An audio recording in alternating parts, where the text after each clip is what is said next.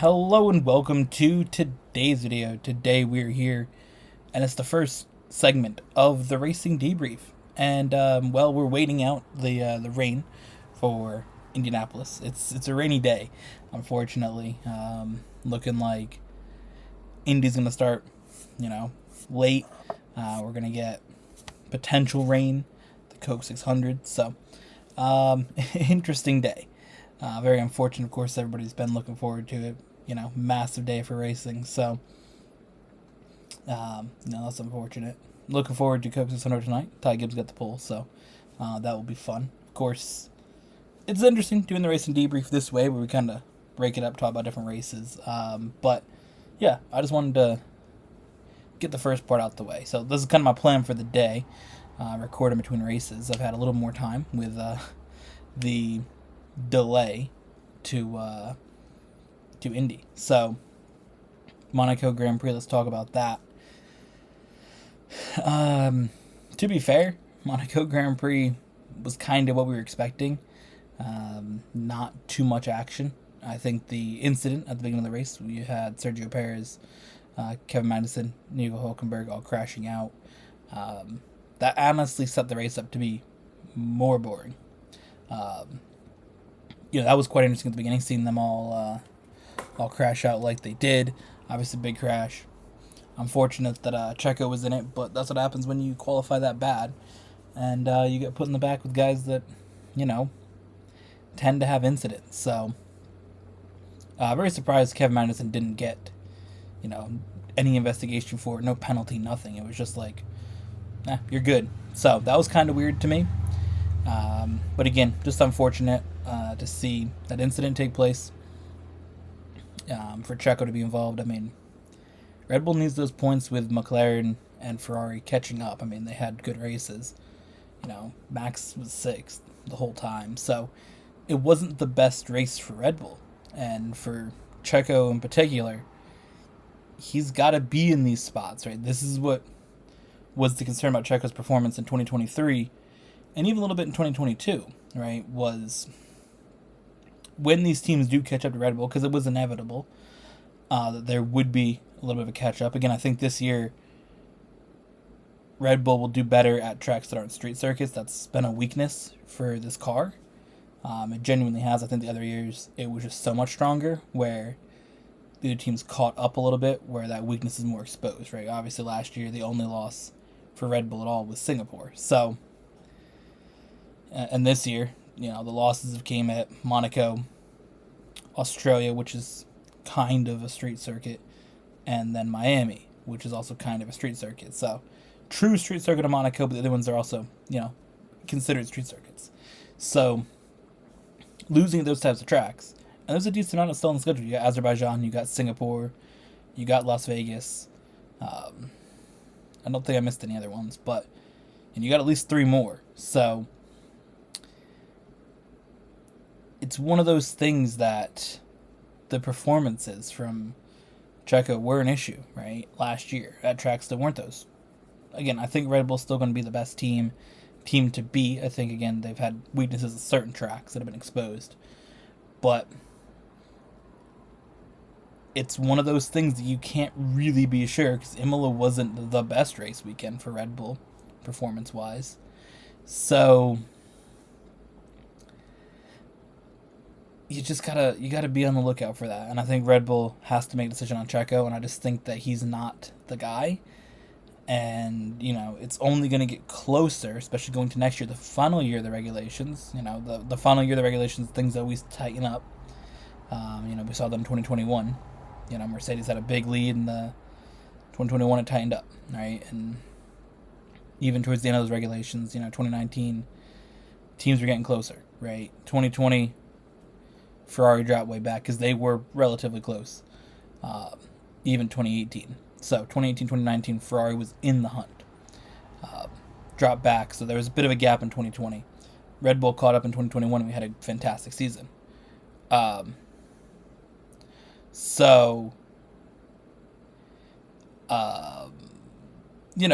one of those things that they they need somebody good, and I think Checo just hasn't had that performance. So I think that's just exposed. So that's a bit unfortunate. For the rest of the race, I mean, obviously you had Carlos Sainz cut his tire on Oscar Piastri's car. Now I think that that's one of the rules that we need to kind of look at for F1. I just think that early race like loophole, or start loophole, if nobody, if you don't cross the certain point, you get to keep your spot. I think it works if you're running and you're racing, but I just think that if you fall back because something happens to your car, I don't know if you should be able to just get your spot back. I don't think that that's necessarily the right move to say your car broke, or you broke something in your car, or you got a flat tire, or whatever. He went off the track, he slid out of the way, right? I would have moved up a spot. He fell all the way to the back, was able to drive the car around, there was a red flag, and he got his position back. I get why it's the way it is, because obviously not everybody got to the next position for scoring out of that sector. But I don't think that that's necessarily the right move, right? And other drivers, you had Lance Stroll make up 3 spots, which he lost. Is that really fair? Probably not. So I think that it has to be a balance. We can't say we're going to go back to the start. Like, that didn't happen, because clearly it did happen, because cars crashed out, people made up places. So, I mean, Piastri picked up damage on his car. That's not just going to change. It's not like it didn't happen, right? It's not like Carlos Sainz didn't get a flat tire. It's not like the other cars didn't crash. So, I think that needs to be looked at. Also, you had Ocon sending it on Gasly and getting launched in the air. Alpine didn't seem too happy about Ocon's move. I think it's one of those things that Ocon's not that good in the scheme of drivers in F1. He's consistently having incidents. And, I mean, you can see why Alpine probably wants to move on from having him on the team. As for the rest of the race, though, because you had that red flag, everybody could get their tires. The tires were not getting worn out at all. No tire degradation at all in those hard tires. I mean, the top 4 drivers, Leclerc, Piastri, Sainz, Norris, did not have to pit at all.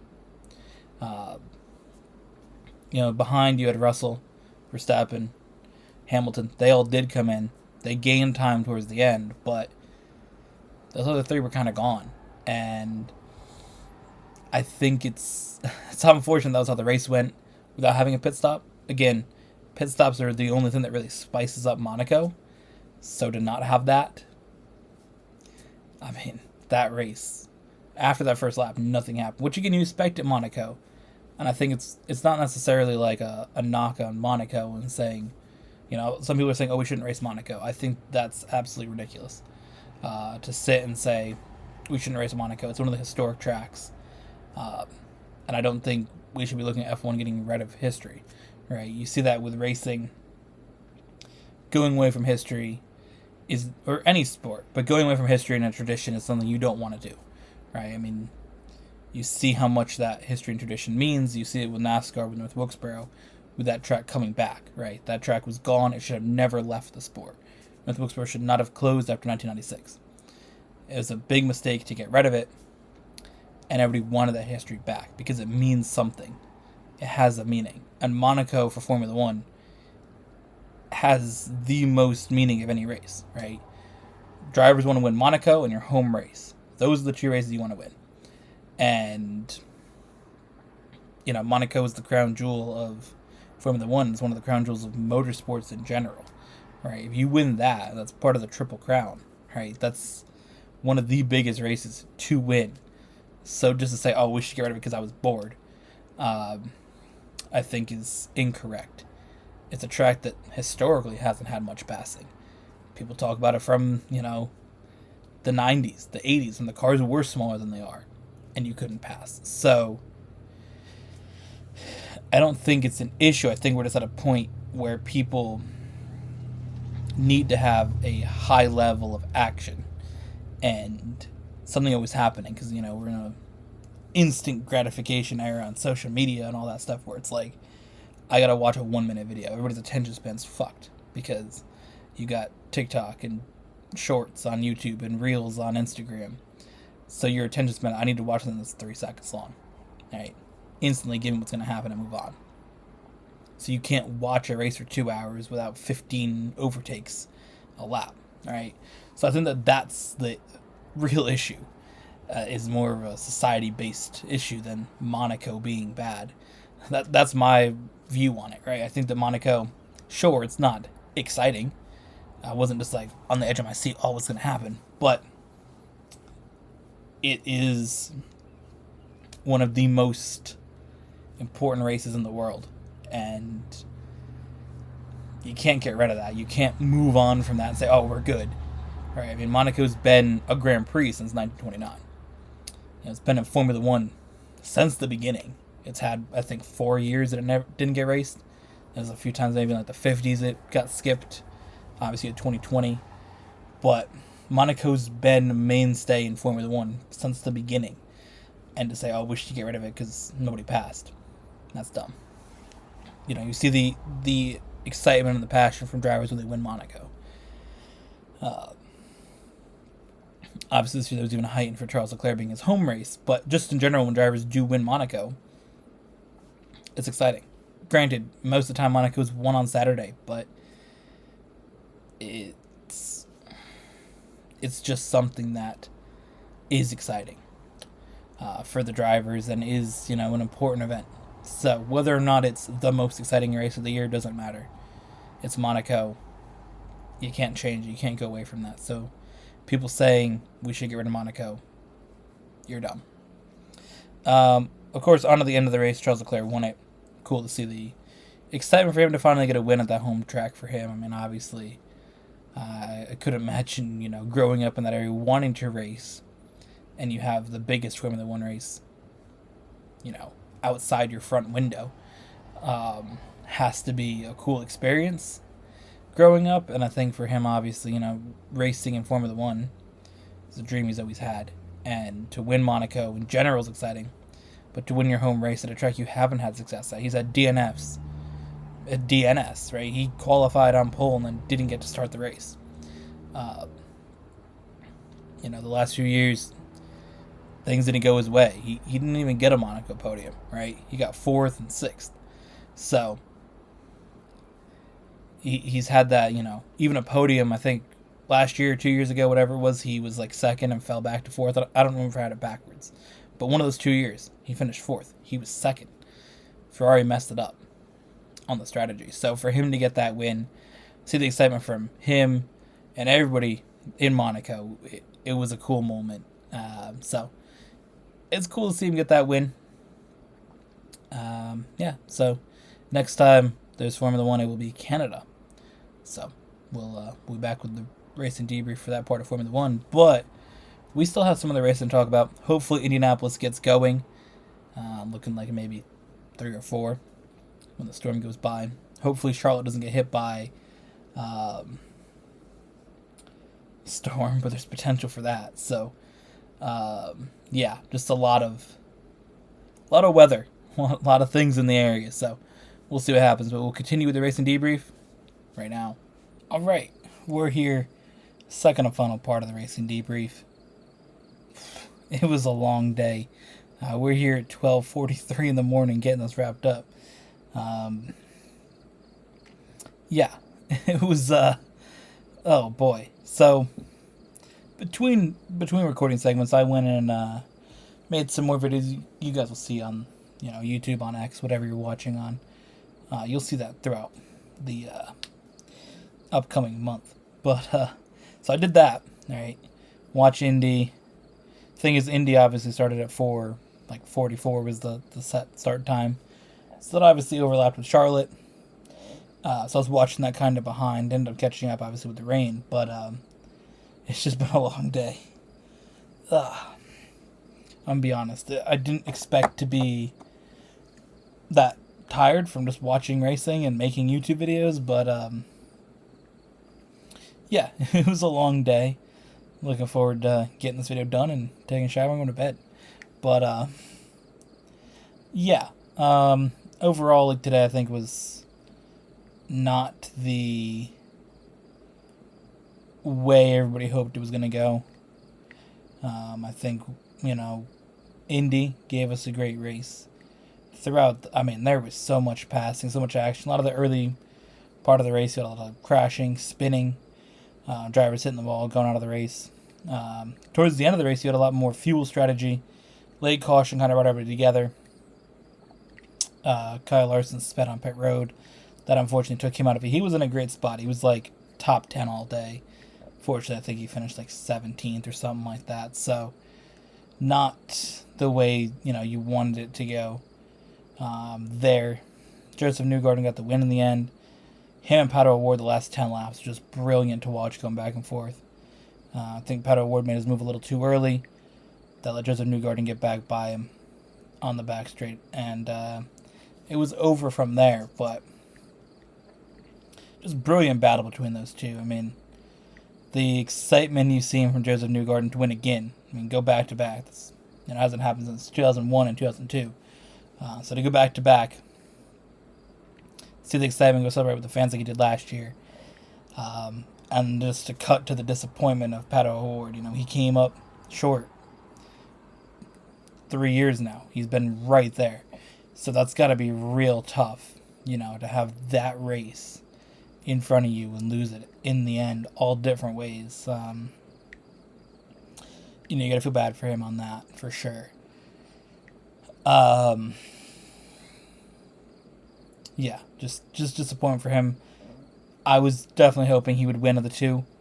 And Joseph Newgarden winning is cool, but I think that, seeing somebody that comes up so short and, seeing somebody different win it each year is kind of fun. Obviously, Joseph Newgarden winning back-to-back is also impressive. So either way, it's a cool result, but I would have liked to see Pato O'Ward win just a little bit more. But, yeah, I think that Indy was just a brilliant race. It was definitely the best of the three races we've seen today with Monaco, which, I think it was after I recorded the Monaco segment you would have seen a few seconds ago. But before I recorded that, or after I recorded it, I seen a stat that said the top 10 was the exact same finishing as the start of first time in F1 history. That race. Oh my god, that was not it. Indy, brilliant. I think Charlotte was heating up to be good. You got through the first two stages, and we'll dive into Charlotte now.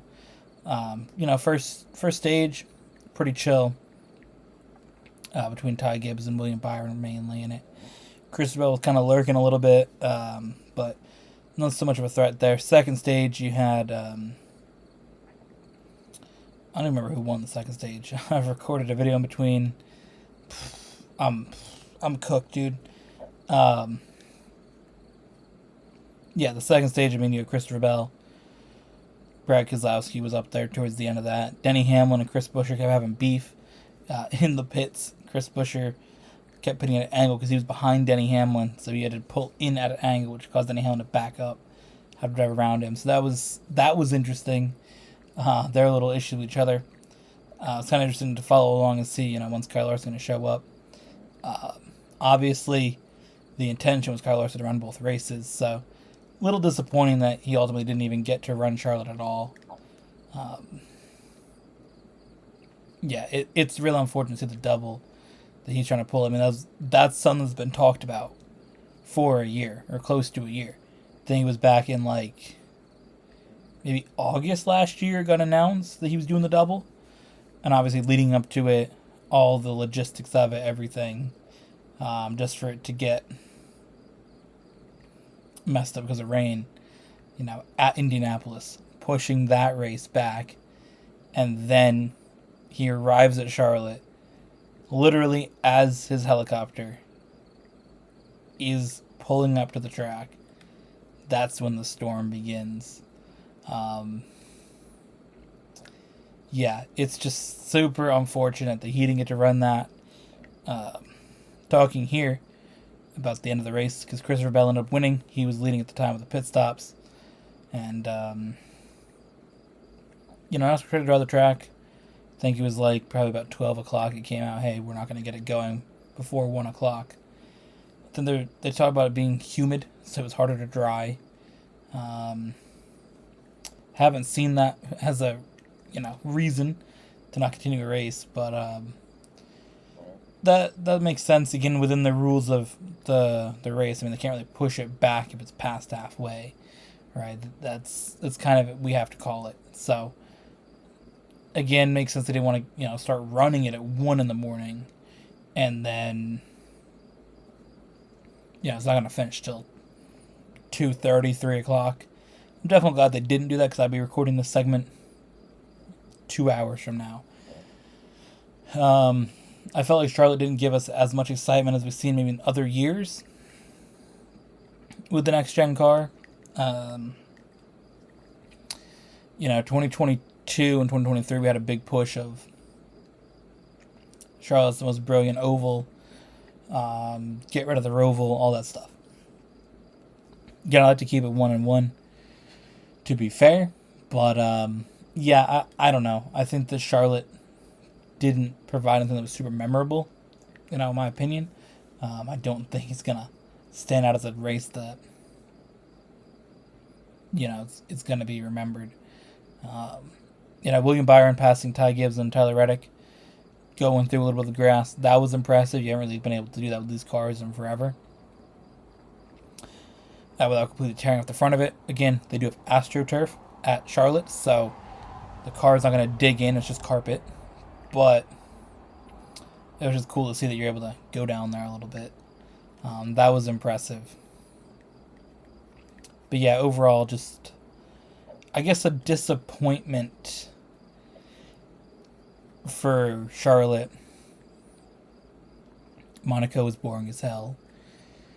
Indianapolis stood out as a really good race. I believe Kyle Larson's going to do it again next year. So hopefully next year he can really actually get to pull off the double. I think that would make it special. I think going into it, it will still have that same appeal as it did this year. Just from the fact that he didn't get to complete it. He didn't even get to attempt the second half. So really it just turned into Kyle Larson raced the Indy 500 and then flew to Charlotte. So next year hopefully he gets to do it, and it'll be cool. So I'm looking forward to it. But that is the racing debrief. Next week we're back. I don't know. Is F1 race? It wouldn't be. They wouldn't do a triple header. So I think it's just NASCAR at Worldwide Technology and Portland. So looking forward to that. So thank you for watching. Hope you guys enjoyed. I'll see you guys in the next one.